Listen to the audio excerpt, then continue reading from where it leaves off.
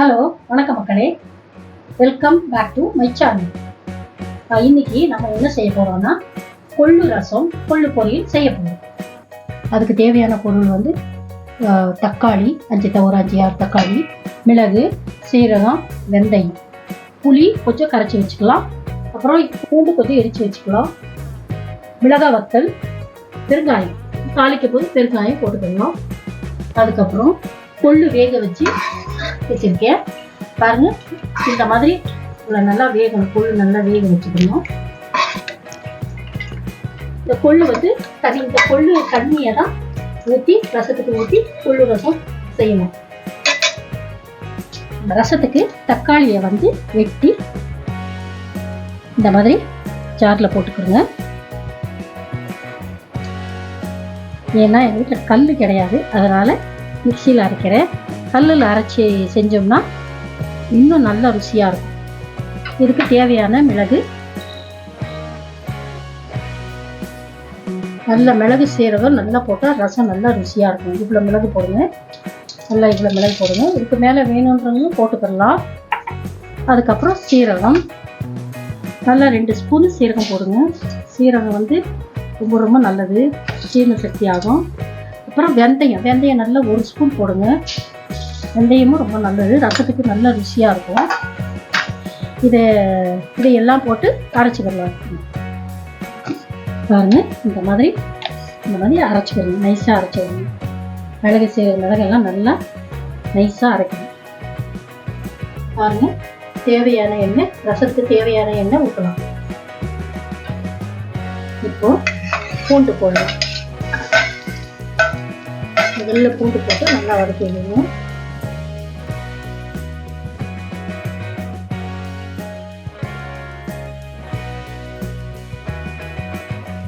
அதுக்கப்புறம் மிளகாய் வத்தல் போட்டுக்கிறேங்க.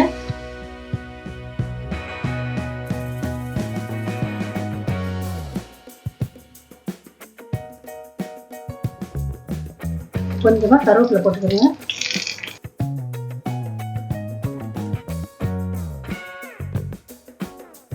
பூண்டு தீந்துருச்சுன்னா அது நமக்கு தெரியாது, அடிக்கடி இப்படி பார்த்துக்கணும். அப்புறம் கொஞ்சமா பெருங்காயம் போட்டுக்கணும். பெருங்காயம் கொஞ்சம் நல்லாவே போடலாம், ரசத்துக்கு ரொம்ப நல்லா இருக்கும் ருசியா.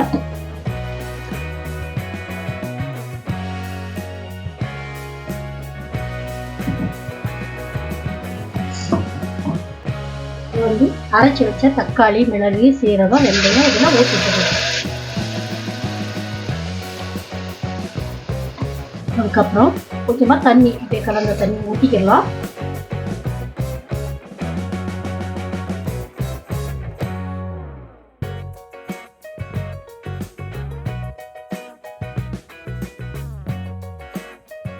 இப்போ கரைச்சி வச்ச புளியை அப்படியே ஊற்றிக்கலாம்.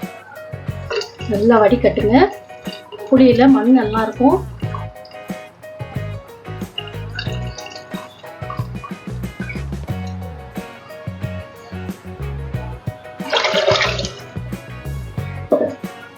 இதுல கொஞ்சமா மல்லித்தூள் போட்டுக்கிறேங்க. நல்ல ருசியா இருக்கும், ரசம் வந்து நல்லா ருசியா இருக்கும். இதுல நான் வந்து மல்லியை வந்து நல்லா வறுத்து, கருவேப்பிலை எல்லாம் போட்டு வறுத்து அரைச்சி வச்சிருக்கேன். நல்லா ருசியா இருக்கும். அதுக்கப்புறமா மஞ்சள் போட்டுக்கிறேங்க. மஞ்சள் நல்லா கூடவே போடுங்க, நல்லா இருக்கும். மஞ்சள் நிறைய போட்டு ஓரளவுக்கு போட்டா கலர் கொடுக்கும்.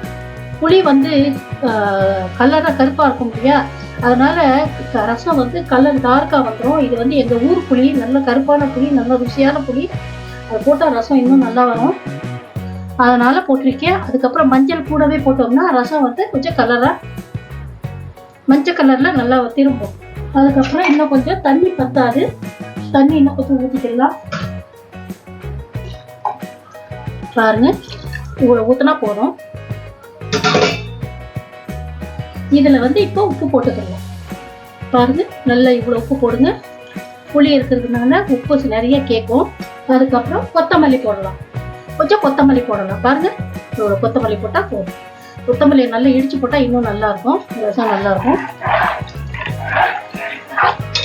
என்ன செய்யணும்னா, இப்போ கொள்ளு வேக வச்சு தண்ணி காட்டினேன் இல்லைங்களா, அந்த கொள்ளு வேக வச்ச தண்ணி பாருங்க, இதெல்லாம் ஊற்றிக்கலாம்.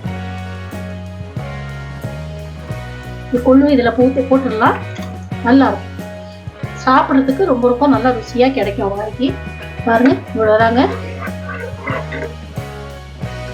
ரசம். பார்த்தீங்களா, நம்ம தண்ணி பாருங்க, ரசம் ரெடி ஆயிடுச்சு. இன்னும் ஒரு 5 நிமிஷம் கொதி வந்த உடனே இறக்கி வச்சிடலாம். இப்போ ரசம் கொதிக்கிறதுக்குள்ள நம்ம கொள்ளு பொரியல் செஞ்சுப்போம். அதுக்கு தேவையான பொருள் எண்ணெய் கொஞ்சம் ஊற்றிக்கலாம். அவ்வளோதாங்க, எண்ணெய் போதும், நிறைய ஊற்ற வேண்டாம். கொஞ்சம் உளுந்து போட்டுக்கலாம். அப்புறம் சீரகம், நல்லா ஒரு ஸ்பூன் சீரகம் போட்டுக்கோங்க. அப்புறம் கடுகு போட்டுக்கலாம். ஸ்பூன் கடுகு போட்டுக்கோங்க.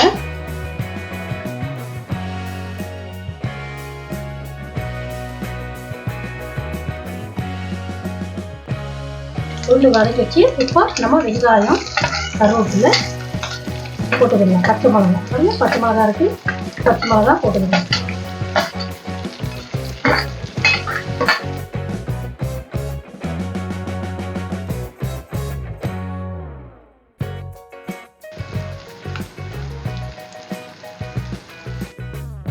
கொத்தமல்லியும் கொஞ்சம் எண்ணெயில போட்டு வதக்கிடுங்க, நல்லா டேஸ்டா இருக்கும்.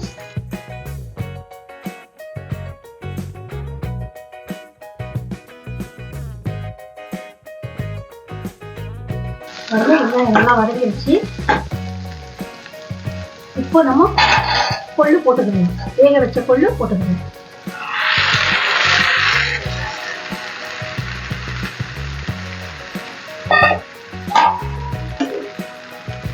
ஏற்கனவே நான் உப்பு போட்டு தான் வேக வச்சிருக்கேன், அதனால மறுபடியும் போட வேண்டாம். உப்பு பத்தலைன்னா வேணா போட்டுக்கணும், உப்பு கம்மியா இருந்ததுன்னா போட்டுக்கணும்.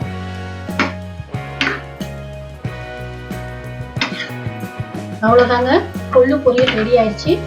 இது கொஞ்சம் தண்ணி வத்தணும், கொஞ்சம் தண்ணி இருந்தா அது கொஞ்சம் வத்துற வரைக்கும் கொஞ்சம் நேரம் வச்சிருவோம்.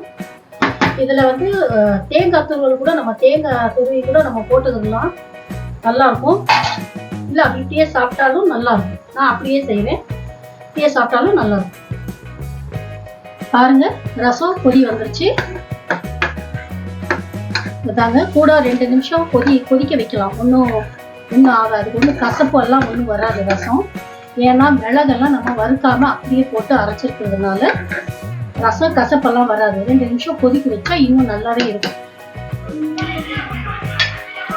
பாருங்க, கொள்ளு ரசமும் கொள்ளு பொரியலும் ரெடி ஆயிடுச்சு. கொள்ளு வந்து உடம்புக்கு ரொம்ப ரொம்ப நல்லது, சத்தான பொருள். இதை வந்து அடிக்கடி வாரத்தில் 2 நாளாவது செஞ்சு சாப்பிடுங்க, உடம்புல ரொம்ப பலம் கிடைக்கும். ரொம்ப ரொம்ப நல்லது. குழந்தைங்களுக்கும் அடிக்கடி பொரியலை செஞ்சு கொடுங்க, நல்லா விரும்பி சாப்பிடுவாங்க. உங்களுக்கு என்னோட வீடியோ பிடிச்சிருந்தா சப்ஸ்கிரைப் பண்ணுங்க. நன்றி, வணக்கம், பாய்.